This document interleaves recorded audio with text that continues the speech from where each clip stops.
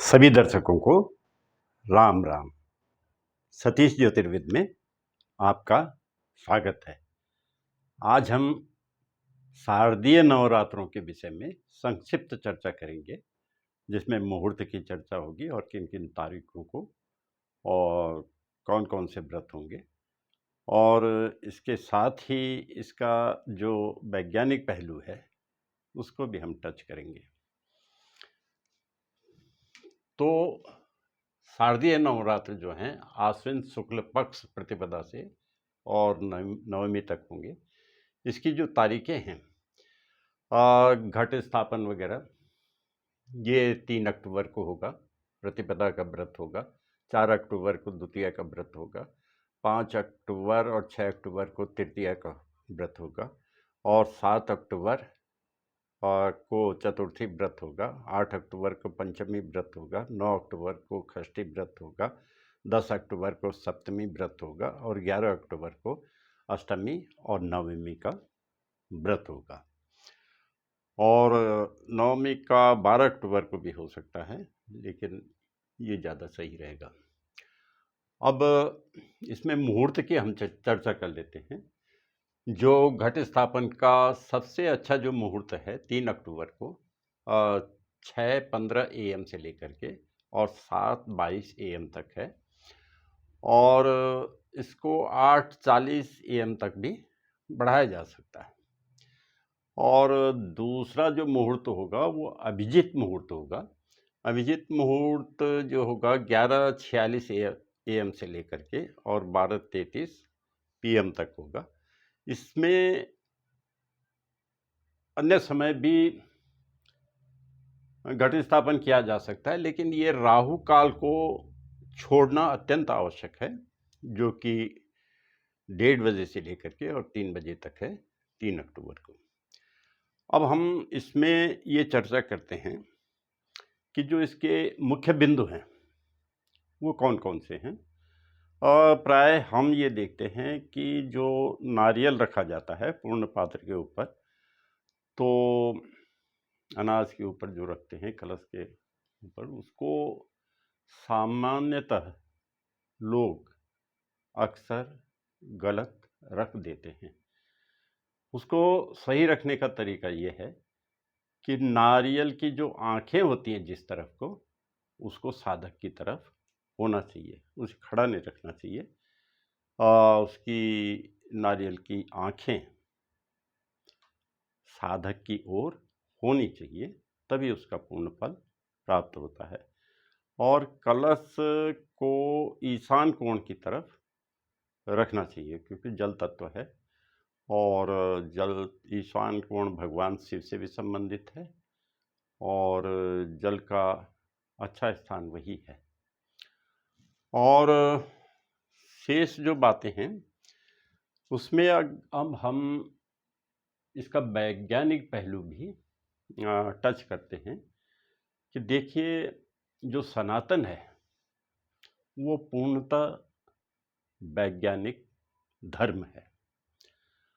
और आप ये देखें कि हमारा जो पंचांग है वो सूर्य ग्रहण और चंद्र ग्रहण और कुंभ के जो मेले होते हैं उनका एग्जैक्ट समय नासा से भी सही बता देता है कि ग्रहण कितने बजे लगेगा, कितने बजे वो छूटेगा और किस तारीख को लगेगा। ये नासा से भी अच्छी विवेचना हमारा पंचांग कर देता है। तो इतनी अधिक वैज्ञानिकता इसमें है। और इसमें हम ये भी देखते हैं कि जो माता का पूजन किया जाता है इसमें, वो क्यों किया जाता है। और हम जानते हैं कि जो माता है वो सृष्टि का सृजन करने वाली भी है और उसका पालन करने वाली भी है, यानी कि जीव मात्र का पोषण करने वाली भी माता है। और माता पोषण किस प्रकार से करती है, देखिए ज्योतिष में जो देवी माँ को माना जाता है वो भूमि तत्व की स्वामिनी है। यानी कि आपने ये भी देखा होगा कि अक्सर ये कहा जाता है कि जो ईशान कोण में जो जगह होती है उसको कच्चा रखना चाहिए और हर हफ्ते उसे गाय के गोबर और मिट्टी से उसे लेपना चाहिए। इससे क्या होता है कि लक्ष्मी की वृद्धि होती है। और वास्तुशास्त्र में भी ये कहा जाता है कि घर के अंदर कोई ना कोई जगह कच्ची अवश्य रखनी चाहिए, अन्यथा शुक्र कमजोर हो जाता है और लक्ष्मी की आवक रुक जाती है। तो ये जो कच्ची जमीन है वो क्या है? शुक्र है, लक्ष्मी है और देवी माँ है। आप ये देखिए, भूमि तत्व, ज्योतिष में भी जो भूमि तत्व की राशियां होती हैं वो वृषभ राशि होती है, कन्या राशि होती है और मकर राशि होती है।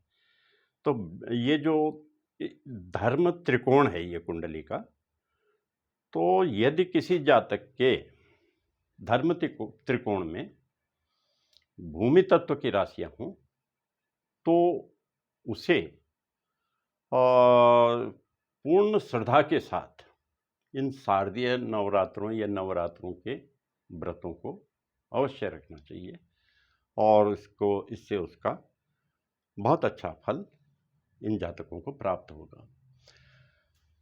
देखिए, सनातन में ये माना जाता है कि 5 तत्व जो हैं वो अमर तत्व हैं। पहला अग्नि तत्व, दूसरा भूमि तत्व, तीसरा वायु तत्व, चौथा जल तत्व और पांचवा आकाश तत्व। ये पांचों के पांचों तत्व अमर हैं और इन्हीं के आधार पे सनातन में अलग अलग संप्रदाय भी बने हैं। जैसे अग्नि तत्व जो संबंधित है वो सूर्य से संबंधित है, यानी कि अग्नि तत्व के ही कारण सूर्य के साथ साथ जितने भी स्टार्स हैं वो अग्नि तत्व के कारण ही चमकते हैं, उनका प्रकाश अग्नि तत्व के ही कारण होता है। इसलिए अग्नि तत्व के आधार पर जो उपासक हुए उससे जो संप्रदाय पैदा हुआ वो सौर संप्रदाय उत्पन्न हुआ था और वो लोग सूर्य की पूजा करते थे। भूमि तत्व के आधार पर जो उपासक वर्ग तैयार हुआ वो शाक्त संप्रदाय का संप्रदाय पैदा हुआ और जो कि देवी की पूजा करता था। और वायु तत्व के जो स्वामी हैं गणेश जी हैं, तो गणेश जी के आधार पर जो उनके उपासक हैं उन्होंने गाणपत्य संप्रदाय चलाया। और जल तत्व के जो स्वामी हैं भगवान शिव हैं और शैव संप्रदाय इसी के आधार पर चला। और आकाश तत्व के जो स्वामी हैं श्री विष्णु हैं और वैष्णव संप्रदाय इसी के आधार पर चला। अब आप ये देखिए कि इन तत्वों में से अगर कोई भी तत्व विलुप्त हो जाए तो सृष्टि का नाश हो सकता है। आप ये देखिए कि अग्नि ही क्या, अगर सूर्य भी न हो, यदि सूर्य न होता तो एक भी प्राणी इस धरती पर जीवित नहीं रहता। इसी तरह भूमि है, भूमि यदि न होती तो प्राणियों को पोषण ही नहीं मिल पाता और सृष्टि समाप्त हो सकती थी। अब जैसे वायु है, अगर वायु न होती तो कोई भी प्राणी धरती पर जीवित नहीं रह सकता था। जैसे जल तत्व है, जल यदि न होता तो कोई भी प्राणी इस धरती पर जीवित नहीं रह सकता था। अब आकाश तत्व जो है इसको थोड़ा लोग समझने में परेशानी महसूस करते हैं। ये आकाश तत्व अंतरिक्ष भी है और जो भी स्पेस खाली है, जहाँ भी खाली है वो आकाश तत्व है और उसके स्वामी श्री विष्णु हैं और इसीलिए श्री विष्णु को सर्वव्यापक कहा जाता है। कोई स्थान ऐसा नहीं है जहाँ पर कि श्री विष्णु उपस्थित नहीं है।